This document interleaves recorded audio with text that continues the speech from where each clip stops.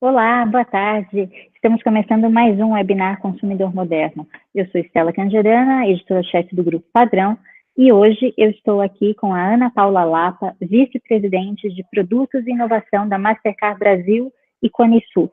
Boa tarde, Ana Paula, bem-vinda, obrigada pela sua presença.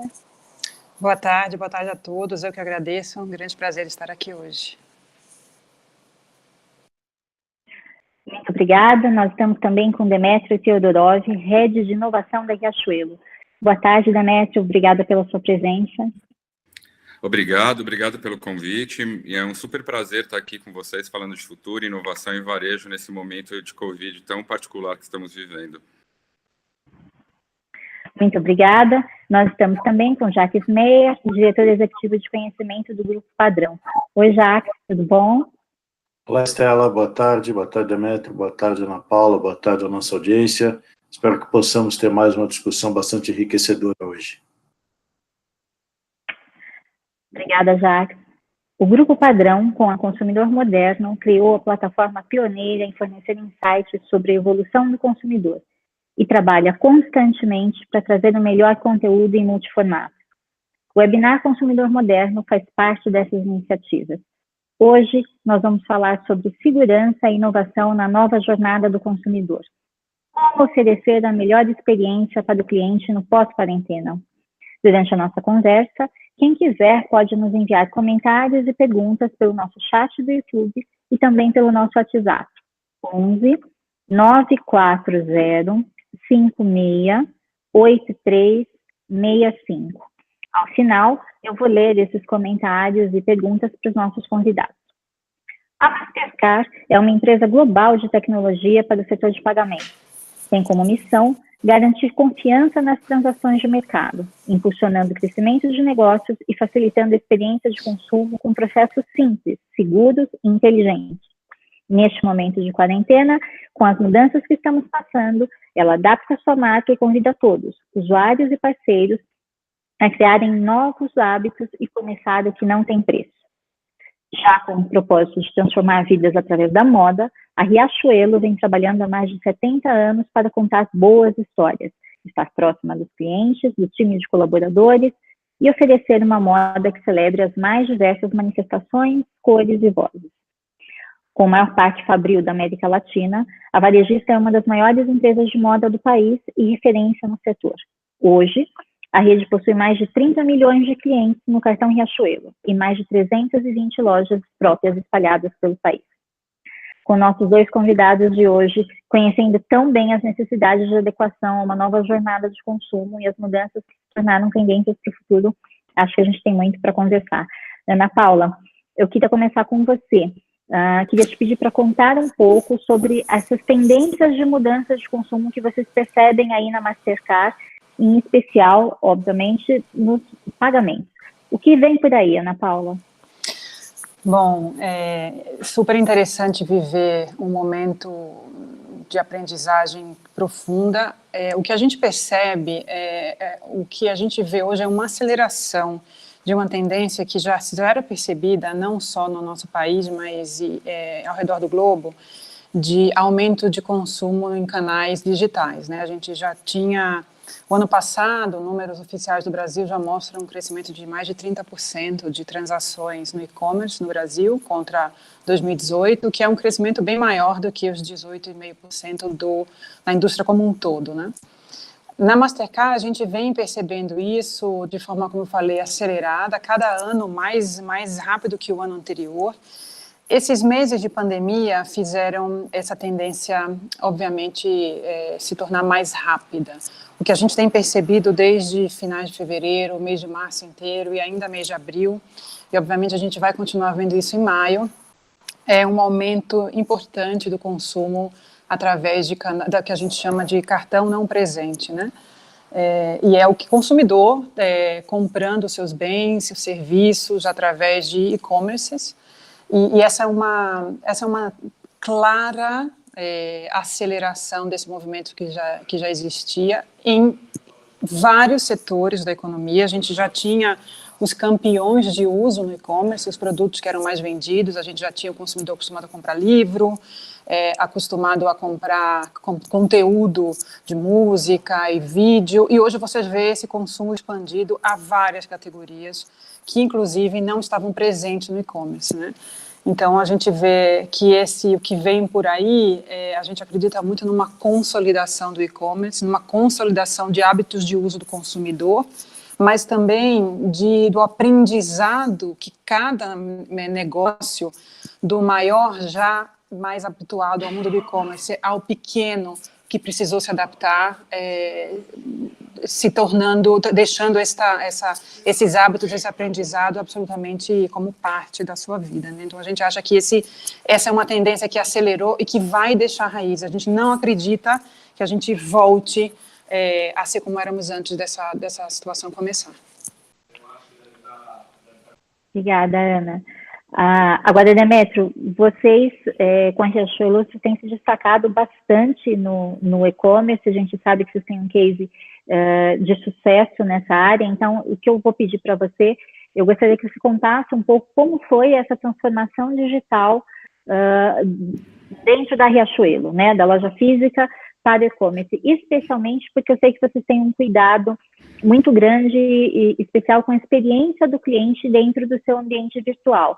Você podia, então, contar um pouco como foi esse processo e o que vocês levaram em consideração para criar essa experiência tão positiva? Legal, Estela. A nossa jornada ela já vem caminhando há mais ou menos 2 anos no lançamento do nosso e-commerce, e com investimento de quase 170 milhões de reais em tecnologia. O mindset da Riachuelo, e o mindset corporativo mesmo, pensando com a cabeça do cliente, né? Cliente no centro em todas as áreas, né? Então essa cultura já coloca todos os colaboradores da Riachuelo pensando em experiência, né? O nosso grande lance, e a loja do Morumbi, que é a nossa loja conceito, ela vem para entregar isso, é transformar a relação do nosso cliente, do nosso consumidor, com a Riachuelo como uma experiência de alto prazer, né? Então, quando você entra numa loja como a do Morumbi, que é uma loja totalmente amparada em asset digital, o propósito da loja é transformar numa compra experiencial, né? E ali a gente também começa a olhar uma mudança de comportamento muito forte do nosso consumidor, indo atrás de produtos customizáveis, né? Então a gente começa a ver que a tendência de ultra customização ela é algo requerido pelo consumidor e já assimilado pela Riachuelo. Pensando numa escala digital, nós lançamos nesse ano o nosso app e abrindo mais um novo canal de venda e que está sendo um super sucesso e sendo alavancado agora com as lives, né? Nesse meio tempo aqui da reclusão, lives, nós já tivemos mais de 130 mil downloads do nosso aplicativo. Então, isso denota uma mudança cultural do nosso consumidor, né? Que agora com as 320 lojas fechadas, abrindo mais ou menos 20, agora em algumas regiões do país, a gente começa a ver uma migração, né, do nosso público para esse canal. E aí, o nosso mindset qual que é? Transformar o nosso e-commerce, o nosso app, numa chave onde o nosso consumidor consegue ter um assistente de digital, quase um consultor de moda digital, usando inteligência artificial para isso com alta segurança e entendendo quais são os novos canais de venda, né? Agora ativando nesse trimestre aqui o canal de venda via WhatsApp. Então olhar, fazer a resiliência com a cabeça do cliente. Esse é o nosso maior foco. E quando você tem esse pensamento, né, você está sempre na vanguarda, né? Você sempre encanta o cliente com uma nova jornada, uma nova experiência ali, que não no final do dia venha trazer a efetivação da compra, mas uma resiliência com a marca, um ateste, um carinho ali de se relacionar com a Riachuelo. Obrigada. Até aqui você comentou, eu só gostaria de lembrar que nós temos até um vídeo no nosso canal do YouTube aqui da SEMI contando um pouquinho sobre essa loja modelo aí de vocês no Morumbi. que faz uma personalização, faz a personalização de camisetas, né? É muito interessante, bastante esse case. Pedir para o Jacques agora, que acho que ele tem mais a acrescentar, né?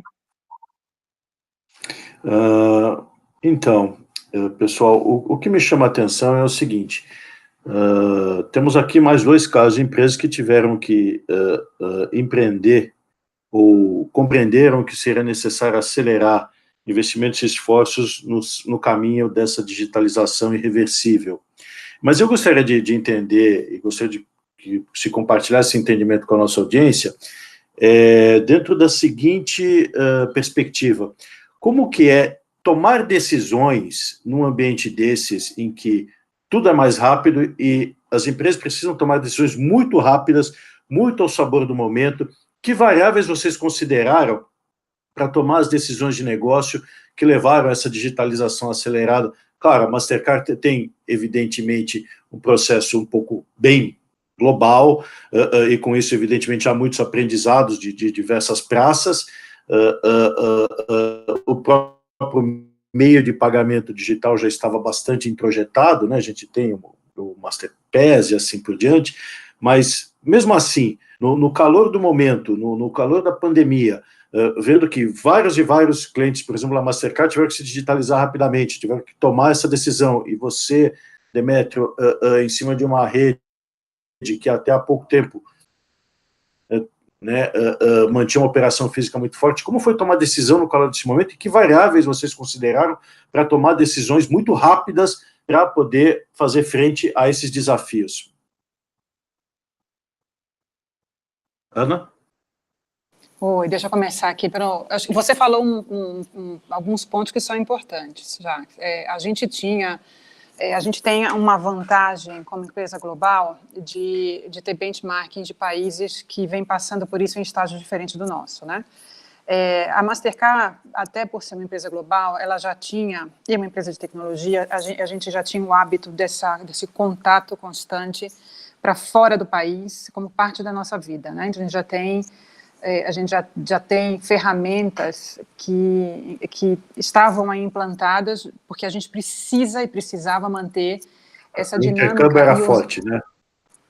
Super forte, super forte. Então, o que a gente fez nesse momento foi uma das coisas, assim, bem táticas e simples, mas usando essa tecnologia, a partir do momento que as pessoas precisaram ficar em casa e a gente começou a perceber o impacto na economia que essa situação veio trazendo, a gente estabeleceu contatos mais disciplinados entre nós, aqui e fora. Então, a gente aumentou um pouco, a troca de informações, tá bom? A gente tinha alguns relatórios e algumas informações que a gente tinha em base mensal, por exemplo, que a gente transformou em base semanal que a gente transformou em base diária, e essa troca via tecnologia nos ajudou muito a entender, por exemplo, como é que está o Brasil vis-à-vis a Itália, a Espanha e outros casos. Isso nos ajudou a nos conectar com os clientes do ecossistema Mastercard, né, todos os clientes que fazem parte da indústria de meios de pagamento, e estabelecer com eles essa mesma conexão mais frequente e trocar com eles essas informações. Então, uma das coisas muito simples é isso, é aumentar a frequência de contato, aumentar a disciplina e fazer uso de informações que estão disponíveis de forma quase online, para a gente conseguir entender em que etapa a gente está, né, dessa situação e como a gente tem que responder a essas etapas. Eu acho que do ponto de vista prático e tático, isso tem ajudado bastante a gente. E a partir do momento que você tem informação, tem dado, troca informação, tem benchmarking, fica mais fácil tomar decisão, obviamente. E quando você troca essa informação com, inclusive, entes de fora da Mastercard, governos e outras instituições, você consegue tentar traçar um caminho mais acertado, né, com base nisso tudo. Jacques, do lado da Riachuelo, nós temos uma cultura muito forte de trabalhar em squad, né? Squads são grupos multidisciplinares que se reúnem em determinados momentos para uma iniciativa, ou para um projeto, ou para uma questão específica. Nós montamos alguns squads de emergenciais, de crise, e esses squads se reuniam durante o dia. Então, nós recebíamos informação do board, que se reúne toda manhã, e durante o dia essa informação ia muito bem distribuída os outros comitês que iam achando as soluções, mapeando o mercado, entrando em contato com o fornecedor, fazendo benching também com soluções que já aconteceram, principalmente na China. Então, assim, está sendo bem cadenciado. Então, nós temos reuniões no decorrer do dia e, geralmente, uma proposição ou alguma questão que surge durante a manhã ou na noite anterior, ela é resolvida e, no final do dia, às 18 horas, nós temos um comitê que se reúne para fazer um catch-up daquela solução e já começar a tentar implementar no dia seguinte. E aí nós contamos com apoio de fornecedores, com rápida agilidade e com startups. Então, olhando o mercado aí com informações, com comunicação e olhando para o futuro do trabalho, né, com esse novo jeito aí de se comunicar e de se interagir. Isso está sendo um acelerador muito forte. E aí, dentro desses grupos, começa a surgir subgrupos, né? Já pensando no futuro, né? Então, hoje já tem um grupo que olha para o futuro da moda, né? O que a gente vai fazer, o que nós iremos fazer agora nesse segundo degrau, um grupo que olha para o banco, né, que a gente está formando agora, o que vai acontecer para esse novo momento.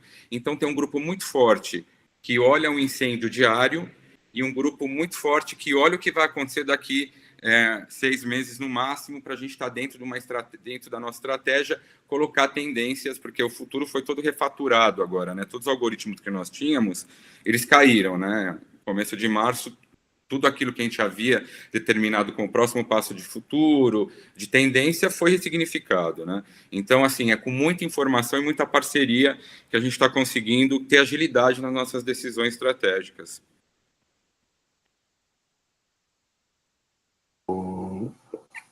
Amigos, eu gostei muito das respostas, só que isso me colocou, evidentemente, outras hipóteses aqui. Que tipo de... O que vocês conseguiram enxergar hoje, então, em termos de movimento dos clientes com relação aos seus hábitos de compra?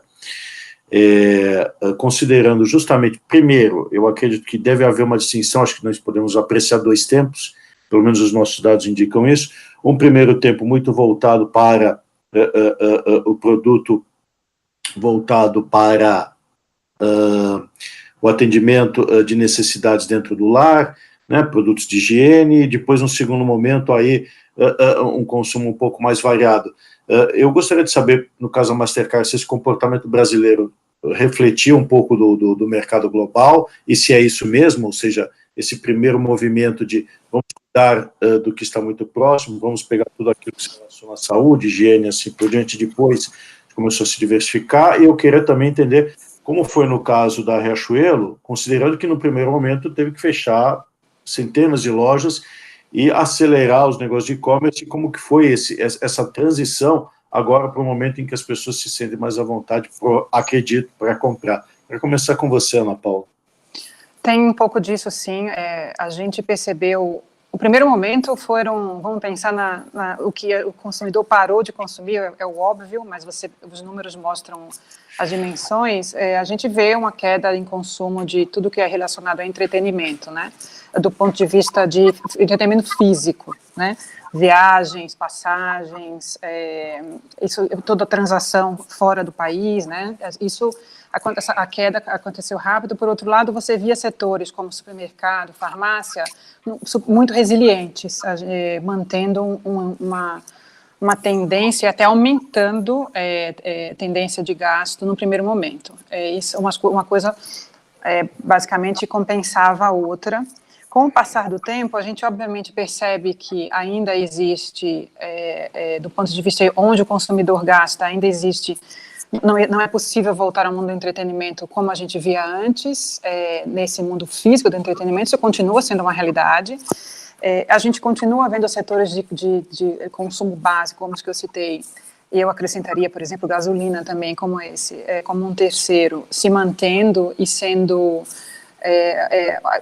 o consumidor continua ali, e a gente começa a ver uma retomada, assim, em outros tipos eu vou chamar de estabelecimentos, né? Mas a curva ainda é muito inicial aqui para a gente. O que a gente vê, acho que esses exemplos que eu dei, queda em viagem, passagens aéreas, hotéis, e aumento em setores básicos, isso continua sendo a realidade, continua sendo assim, e a gente acredita que isso fique sendo a nossa realidade por algum tempo. Então, o que para a gente foi muito forte, além de onde ele gasta, foi como ele gasta. Isso ficou absolutamente claro nos números, que é mais ou menos o que eu citei no começo. As transações de cartão não presente, as transações que não são em presença física, elas aumentaram muito em qualquer setor, né?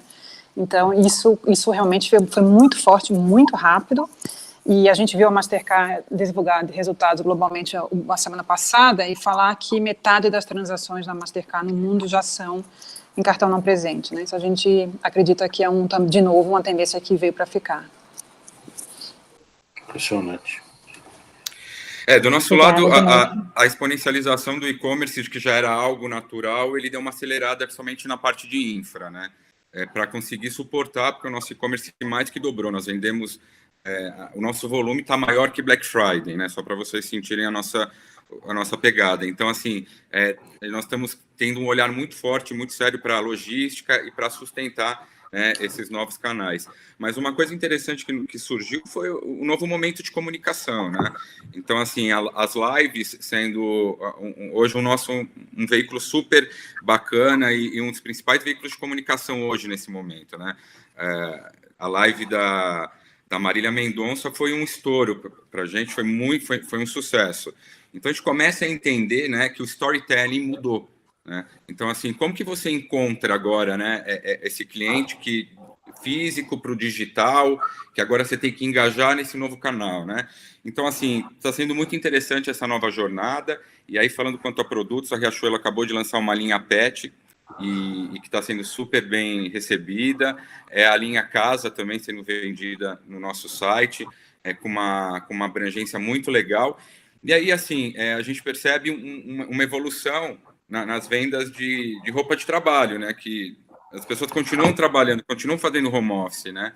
Então você vê uma elevação muito na parte de camiseta, de camisa social, tal, que continua ainda essa questão da pessoa se vestir bem para poder ir trabalhar, né? Então esse comportamento ficou muito nativo aí na nossa jornada aí de consumo. Agora, é bastante interessante o que vocês estão comentando, quer dizer, a gente teve mudanças rápidas, né, que eram tendências que foram aceleradas por conta da pandemia, uma grande digitalização do consumo, uma mudança, né, no consumo, inclusive, de informação digital, a forma de se comunicar mudou.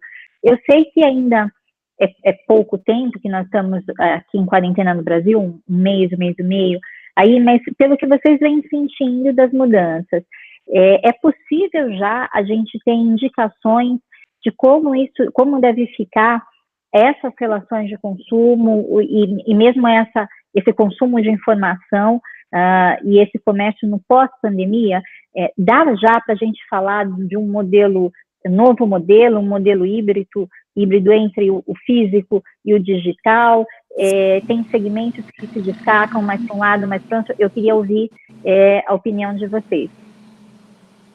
Olha, eu acho que sim, a resposta é sim. Eu vou dar um exemplo que não é do mundo virtual, mas é do mundo, consequências da situação atual. Quando as pessoas precisam sair para comprar, né? A gente fez uma pesquisa semana passada para entender a relação dela com o pagamento por aproximação, dessas pessoas com o pagamento por aproximação. Esse é um dado, os resultados são super interessantes. O brasileiro aderiu ao pagamento por aproximação de forma rápida, e 75% dos que usaram estão dizendo que vão manter o uso.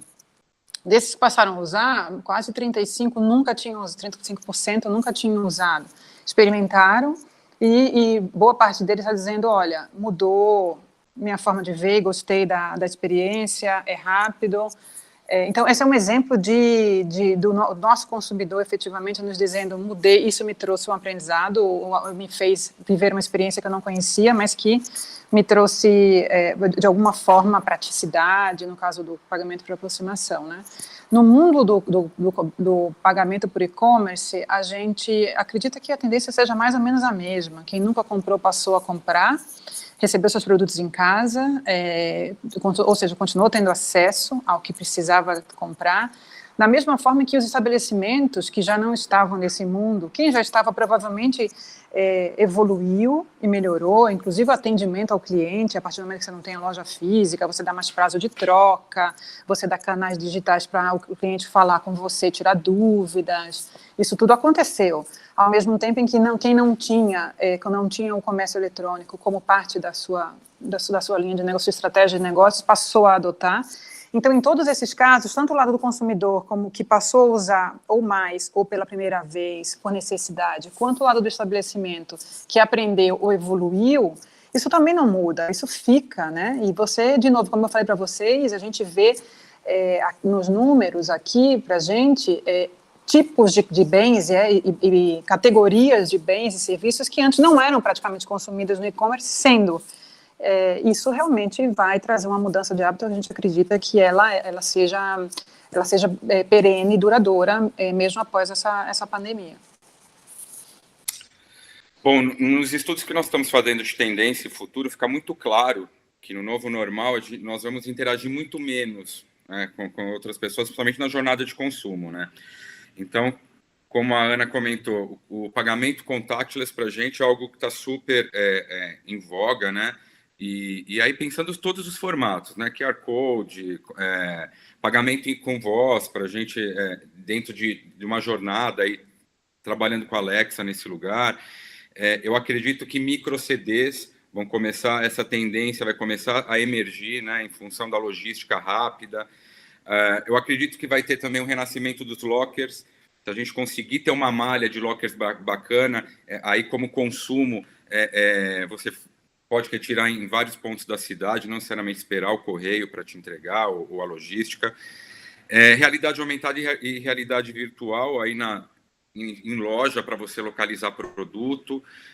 Eu acredito muito em lojas sem vendedor, lojas autônomas. Isso porque, além de transformar o varejo em 24 horas de maneira rápida, né, você consegue conectar entregadores, né, como o Rappi e outros tipos desse conceito, né?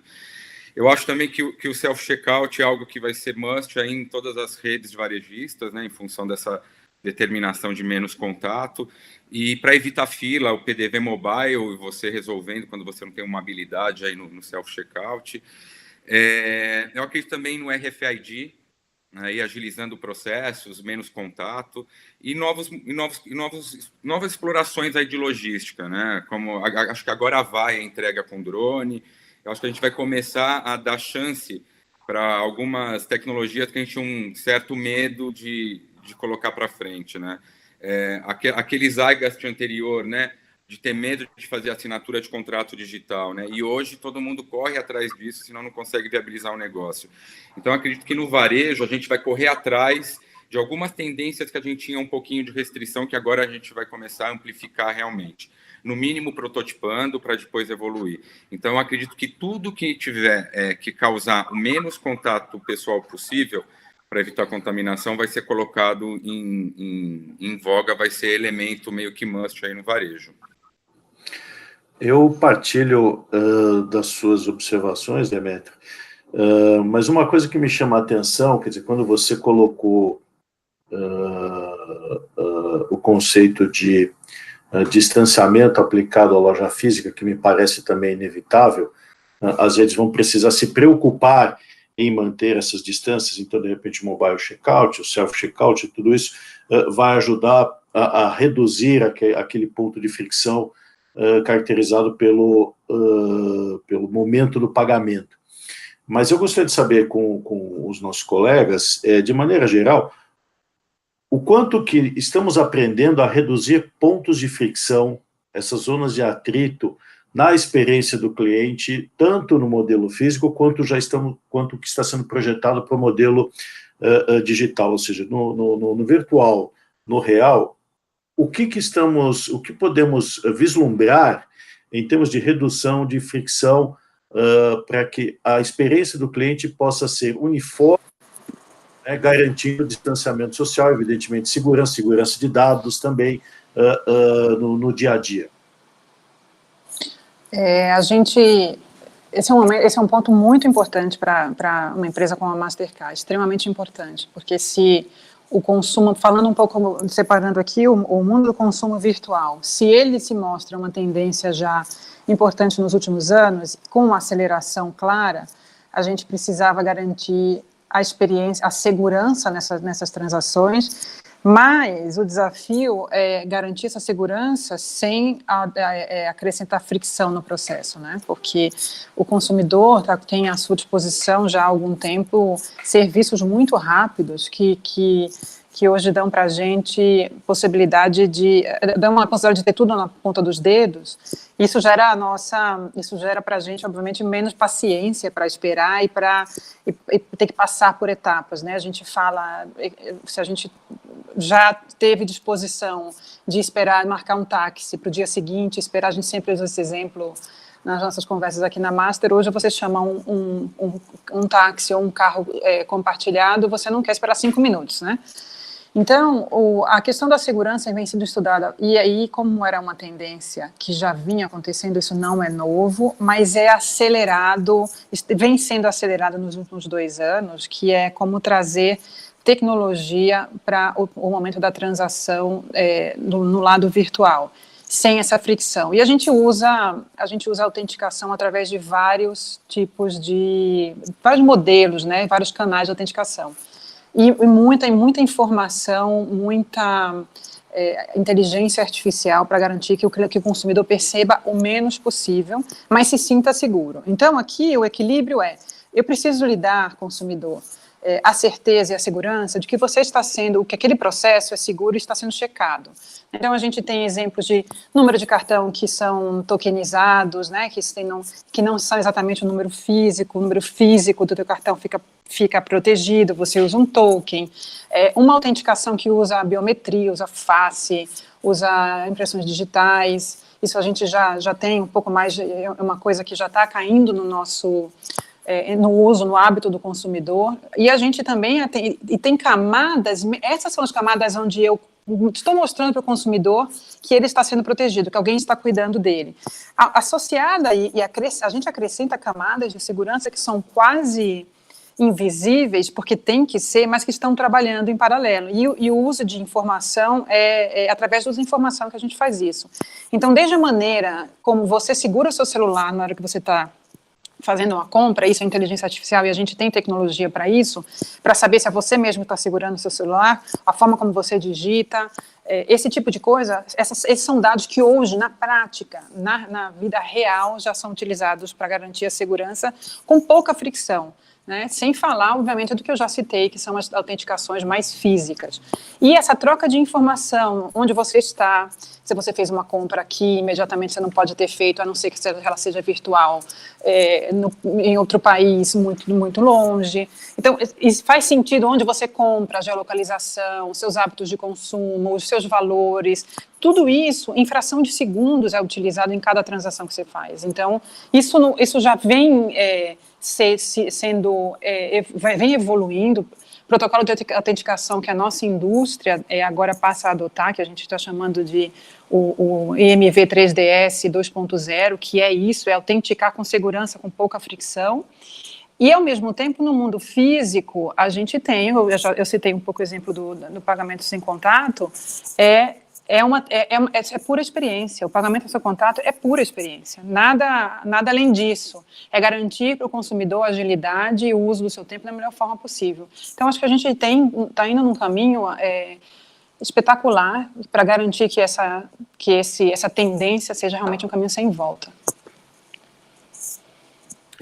Vou te responder dividindo a pergunta em 2, né? Como que eu diminuo o atrito na forma de pagamento, né?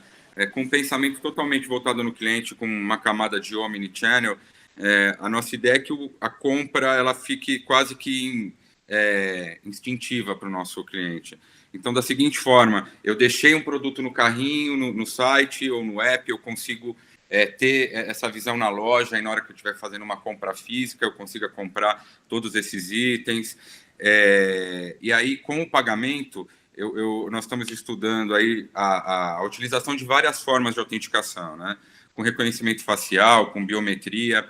E aí nós temos um time de cybersecurity, né? Já te respondendo a pergunta aí da segurança aí no nosso e-commerce, que atua aí com toda a energia, 24/7, para garantir que o site tenha total segurança contra a invasão, gerando a máxima segurança para o nosso consumidor, e redobramos esse olhar aí em momentos de datas comemorativas ou de lives, agora que é a questão do momento. Nós estamos trabalhando muito forte com o nosso consumidor, com o nosso cliente do cartão Riachuelo, com informação sobre possíveis golpes, como utilizar o cartão de maneira segura no e-commerce. Então, assim, é um grande pilar ali, né? Explicando esse comportamento novo, né, para um pedaço do nosso público que não tinha essa jornada digital, que é seguro sim, que nós temos todas as plataformas suficientes para gerar segurança, ao mesmo tempo que trazendo, né, esse mundo aí de comunicação para o nosso cliente aí do cartão de maneira efetiva em todos os canais, aí Facebook, Instagram, YouTube, criando filmes. Então, assim, é algo tecnológico e algo de cultura que a Riachuelo resolveu atacar essa questão de segurança. Agora, é interessante que na hora da gente começar, a gente vem recebendo aqui várias perguntas das pessoas que estão nos assistindo, e esse ponto que vocês tocaram, o ponto que o Jacques tocou, é um ponto que a gente vem recebendo bastante indagações, que é essa questão da segurança mesmo, né? Como o que pode ser feito para impedir fraudes, como que tanto do lado da Mastercard como do lado do e-commerce do varejista isso pode ser prevenido. E aí eu tenho uma pergunta aqui, acho que para a Ana.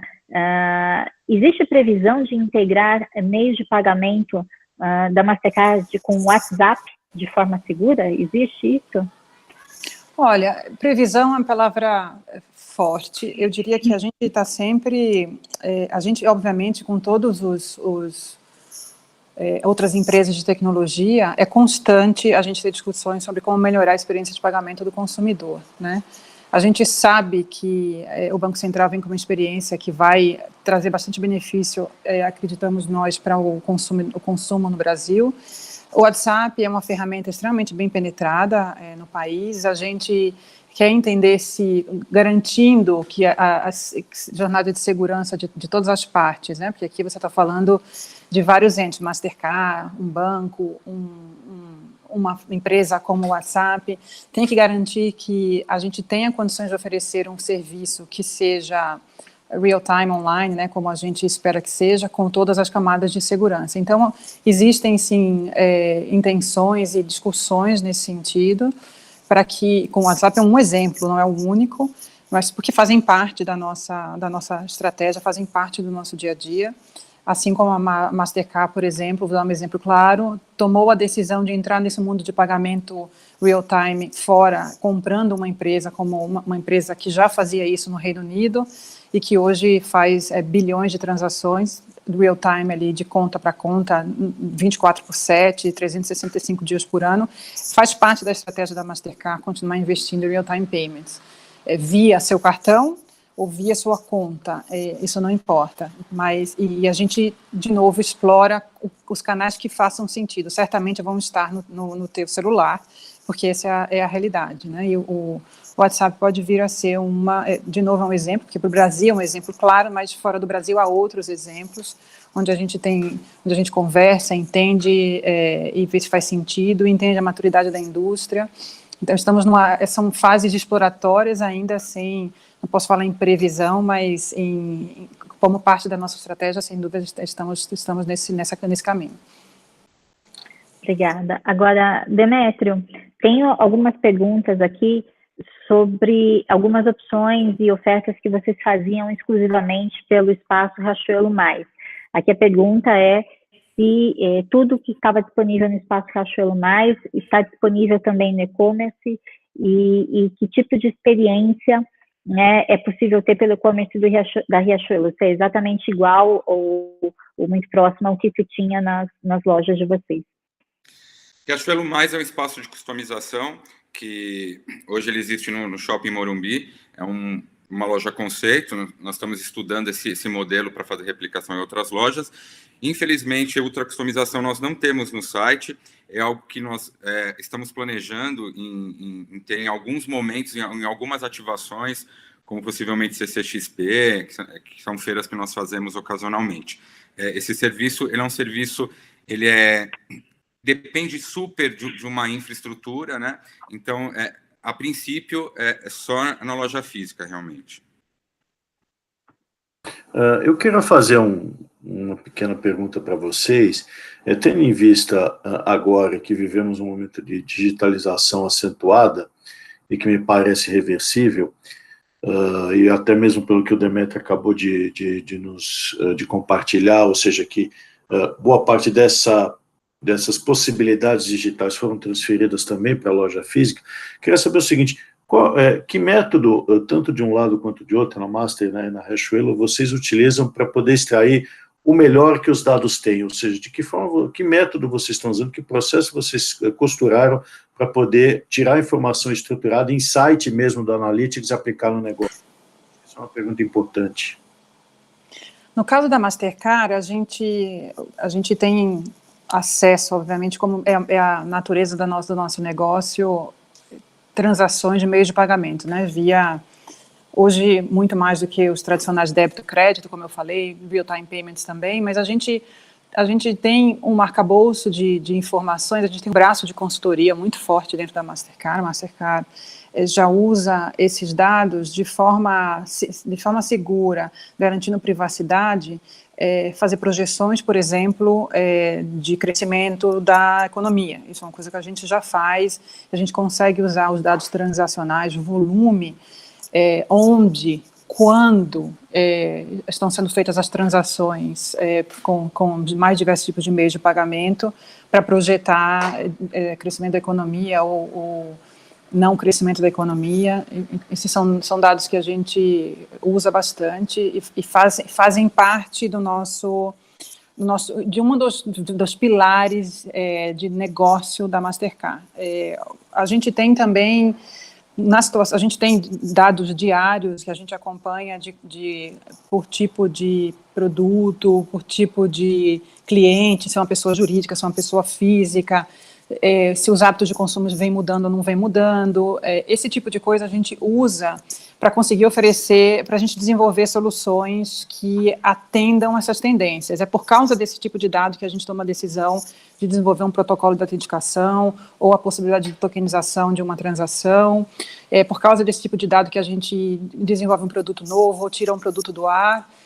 E através desses dados que o braço de consultoria consegue apoiar outras instituições e até governos com base em informações reais do mundo inteiro, né? Então, tanto no mundo físico quanto no mundo virtual, o principal, acho que a grande riqueza de qualquer negócio para o futuro próximo é como usar bem os dados, né? A Mastercard, acho que hoje, uma das coisas que a Mastercard tem feito bem é expandir sua linha de negócio através de negócios que não são necessariamente somente o pagamento per se, né, mas sim como é que eu uso informação para, inclusive, prover produtos de segurança contra cyberataque, contra prevenção à fraude. Tudo isso a gente tem hoje como parte das nossas linhas de produtos, porque a gente consegue ter acesso à informação, acesso aos dados, né? Então é uma gama enorme de produtos e serviços que vão beneficiar, na minha visão, a sociedade como um todo, porque a gente está olhando um pouquinho para frente por causa dessas tendências que se mostram através do uso, através do consumo do consumidor, dos hábitos de consumo, mas também porque a gente pode usar esses dados para o bem, para que a gente consiga crescer. Hoje, 43% do consumo das famílias já é feito através de meios de pagamento eletrônico, né? Então, e vem crescendo, o Brasil vem crescendo, esse dado vem crescendo de forma exponencial. Isso significa que a gente vem, como sociedade, amadurecendo, e que todos esses meios que estão à nossa disposição, como principalmente o celular, os smartphones, têm transformado bastante o nosso comportamento. Sem dados, sem informação, ficaria mais difícil a gente garantir segurança e um pouco de olhar para o futuro, para saber para onde a gente vai nos próximos anos, né? Jacques, eu vou te responder aqui com um recorte de inovação. A Riachuelo tem abrangência aí no Brasil inteiro, então é muito interessante porque a gente consegue mapear, né, com os dados aí, comportamento de consumo por produto, por região. Então, assim, nós temos duas áreas que ajudam bastante a gente como inovação a entender a foto, o panorama atual, uma área de BI e uma área de dados, e com esse elemento, com esse ingrediente, nós incluímos também nessa receita de bolo comportamento, tá, os comportamentos atuais, os que estão surgindo.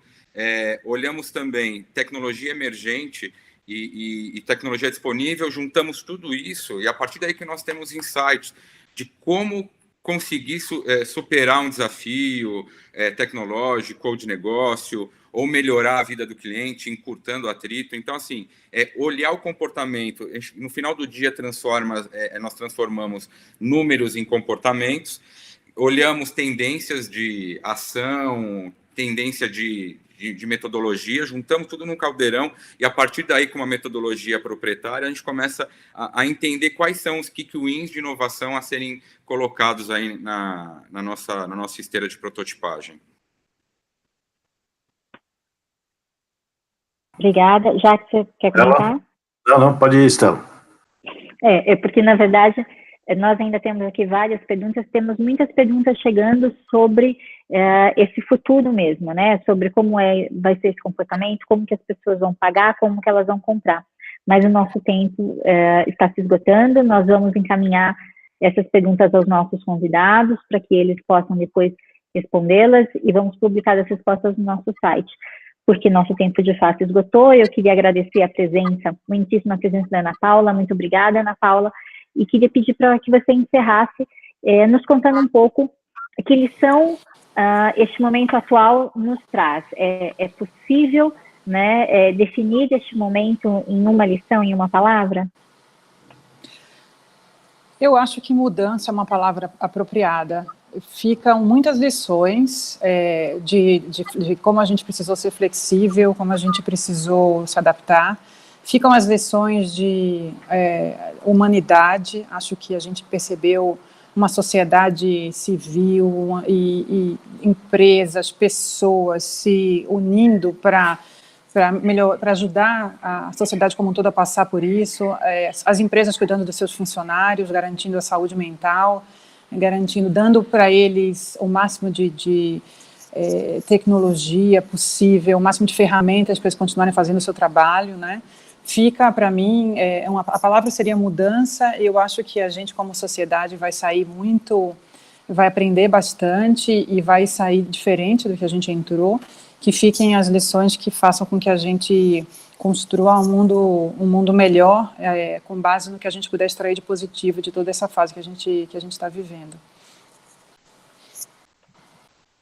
Obrigada. Agradeço a você também, Demétrio, e faço a mesma pergunta. Legal, acho que para mim fica muito claro duas lições.